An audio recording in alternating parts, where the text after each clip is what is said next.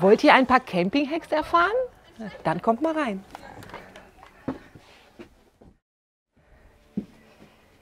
Ja, dann kommt mal rein in unsere Stube. Einmal unser Schlafzimmer, das Heiligtum hier. Also was mich hier immer gestört hat, waren so schlabbrige Laken. Das ist immer fürchterlich, oder? Und dann bist du morgens dran, machst wieder alles runter und dann bist du nachmittags nochmal dran. Und immer irgendwie unordentlich. Und dann habe ich für mein Bügelbrett mal solche Spanner gekauft. Und da habe ich mir gedacht, ey, die kannst du gebrauchen für deine schlabbrigen Laken. Denn wenn die neu sind, klar, dann sind die gespannt und dann sind die, aber sobald man einmal drauf geschlafen hat, ist alles schwabbelig. Also von daher habe ich mir so Spanner gekauft und werde die jetzt dran machen, denn dann hat meine Seele wieder ein bisschen Frieden.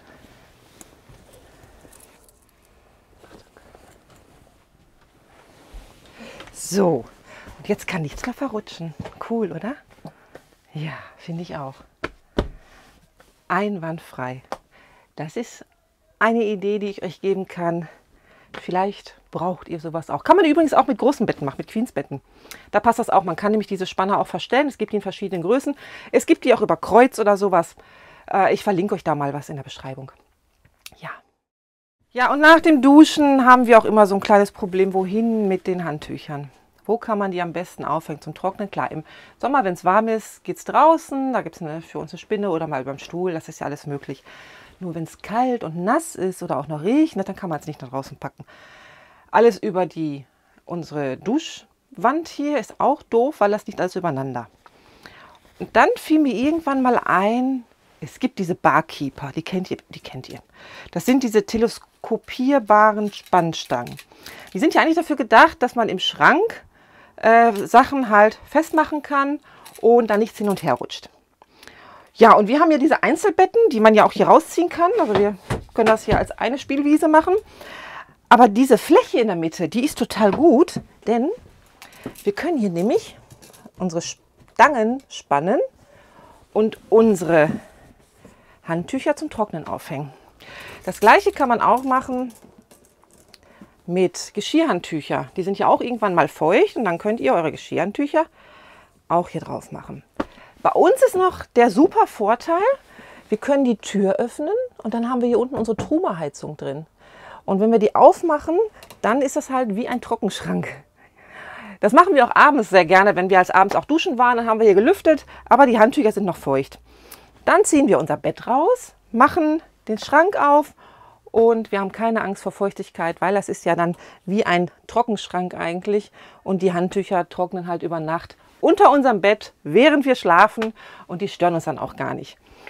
Dafür sind die Stangen auch zum Beispiel sehr gut oder auch, wenn ihr solche Einzelbetten habt, da ist dieser Platz echt prädestiniert dafür. Ja, so viel dazu, wie ihr platzsparend irgendwo auch eure Handtücher trocknen könnt. Und wenn ich die Stangen nicht mehr brauche, dann lege ich die einfach entweder hier in die Ecke oder wenn man nicht solche Ecke hat, die passen auf jeden Fall zwischen solchen Lattenroste. Ja, wenn man die hat, die gehen auch bei den Frohlis, geht das auch, da passen die auch rein. Aber von daher, wir haben hier immer so eine kleine Ecke, da stört das auch nicht, da rutscht nichts raus. Und die Handtücher sind gut verstaut und können da super trocknen. Ja, eine Sache ist immer, wie bewahrt man eigentlich Zwiebeln oder Kartoffeln am besten auf? Da finde ich auch immer wieder die gleiche Frage in Facebook. Ich habe da etwas übernommen und zwar diese Dokumentenständer. Und zwar habe ich die hier so drin. Jetzt sind hier nur Zwiebeln drin, aber normalerweise sind auch Kartoffeln drin. Weil die sind total luftig. Da kommt ja Luft rein, da kann Luft zirkulieren. Da passiert auch nichts drin. Die haben auch schon hier überwintert. Da ist auch nichts passiert. Auch habe ich die Erfahrung gemacht, dass Kartoffeln ganz schlecht darin keimen. Fand ich sehr gut. Weil Kartoffeln keimen ja sehr häufig. Dann sind die im Schrank, sind dunkel, sind auch luftdurchlässig. Das heißt, ich kann sie auch immer wieder gut rausholen, wenn ich sie brauche. Das krümmelt nicht großartig. Die finde ich super praktisch für Kartoffeln und Zwiebeln. Gleichzeitig benutze ich das auch für irgendwelche Dosen, wie zum Beispiel Insekten oder auch Backofenspray für unseren Grill. Und Frischhaltefolie und Alufolie findet sich ja auch wieder. Das ist dann auch immer sehr platzsparend halt untergebracht und alles in einem. Und ich kann es halt immer rein und raus stellen und es stört mich auch nicht.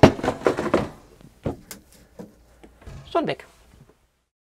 Toilettenrollen, die rollen sich während der Fahrt sehr gerne ab. Ist uns schon 2 oder 3 Mal passiert. War eine sehr lustige Sache. Da war nicht so wenig drauf wie jetzt, sondern es lag hier wirklich alles rum. Ja, dann habe ich den Tipp bekommen und den möchte ich jetzt gerne weitergeben. Einmal knicken und dann kann sie sich ja nicht mehr rollen. Das heißt, eure Toilettenrolle, die kann höchstens noch wackeln, aber mit Rollen ist nicht mehr viel. Und dann rollt die sich auch nicht während der Fahrt ab. Manche machen auch Gummibänder drum oder hier oben so ein Haken, der einfach hier drauf liegt, so ein Holzteil irgendwie. Ja, das machen viele, aber ich knick die einfach. Ich finde, das ist die beste Sache überhaupt. Seitdem ist uns das auch nie wieder passiert. So, jetzt habe ich noch einen Tipp gegen klappernde Flaschen. Ihr habt ja manchmal Ölflaschen dabei oder ja auch Weinflaschen. Gut, manche haben noch andere Flaschen dabei mit 2 Beinen oder so. Da geht das nicht, aber bei den Flaschen, die immer so klappern, da habe ich einen Tipp für euch. Den Tipp habe ich auch schon mal gegeben in dem Video zu der Organisation meiner Gewürze. Das verlinke ich euch nochmal. Und zwar geht es darum, dass die Flaschen ja immer klappern. Und ich habe mir nämlich zum Beispiel solche Haargummis gekauft in verschiedenen Größen, die ich dann einfach hier drum mache, auch in verschiedenen Höhen. Und wenn ich die dann hier reinstelle, dann klappert da auch nichts. Also ich gucke auch immer, ihr seht ja, ich habe ja hier zum Beispiel verschiedene Höhen gemacht, sodass hier auch die größeren Flaschen nicht dann rumklappern können. Fand ich sehr gut. Viele machen auch Strümpfe. Strümpfe fand ich persönlich jetzt nicht so gut, weil wir halt große Füße haben. Das würde vielleicht hierfür passen, aber hierfür eher Kindersocken. Haben wir aber nicht mehr. Und ich fand jetzt diese Haargummis sehr, sehr praktisch. Und da ist wirklich nichts mehr großartig am Klappern, wenn ihr dann am Fahren seid. Das gleiche könnt ihr auch machen, wenn ihr zum Beispiel Gläser ineinander stellt. Dann passen diese Haargummis auch sehr gut. So. Von daher, das ist dann auch noch mein kleiner Tipp, wie ihr euer Hörorgan gut entspannen könnt bei klappernden Flaschen. Ja, witterungsbedingt nehmen oft diese Scheibenwischer halt Schaden. Das heißt auch von Wärme oder wenn es eingefroren ist. Wir haben damals, das ist wirklich schon bestimmt 10 Jahre her, von einem sehr erfahrenen Camper den Tipp bekommen, nehmt doch Korken und legt die hier drunter.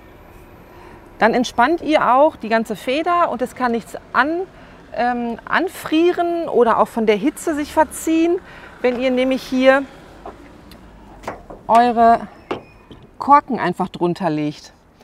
Und seitdem haben wir auch nie wieder angefrorene Gummis gehabt. Denn gerade wenn man im Winter unterwegs ist oder auch das Fahrzeug draußen steht, dann ist das echt immer ein Problem. Das haben wir auch erlebt und wir durften ständig diese Gummis erneuern, weil die halt immer angeklebt sind, auch bei extremer Hitze. Und dann wischen die auch nicht mehr richtig, das merkt man ganz schnell.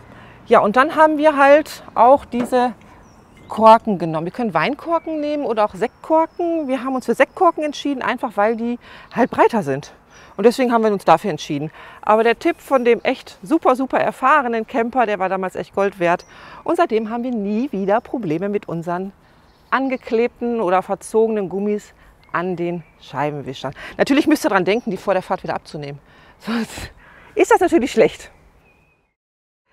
Ja, dieser Truma aus Glas, der hat bestimmt auch einigen schon Nerven gekostet von euch, oder? Ja, uns auch.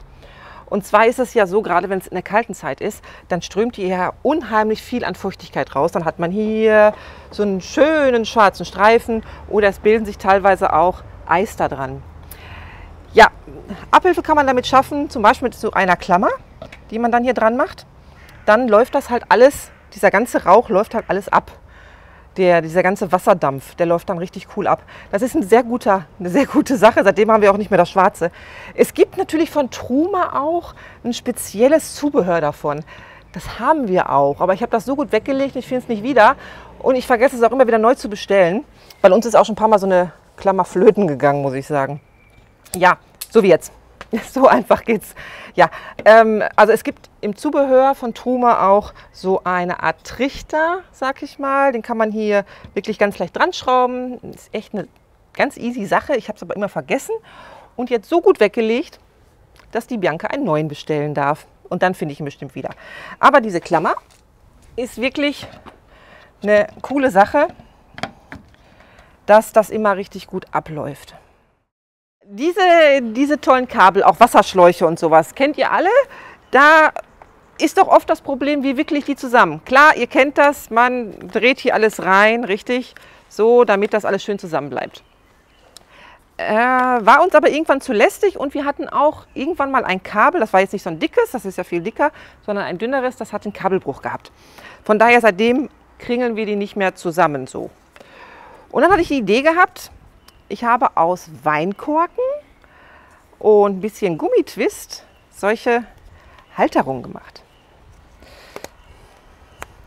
So, und dann bleibt alles schön zusammen. Da könnt ihr natürlich 2 oder 3 dran machen. Dafür braucht ihr einfach nur einen Weinkorken, einen Schraubendreher und etwas Gummitwist. Und dann habt ihr sowas schon fertig.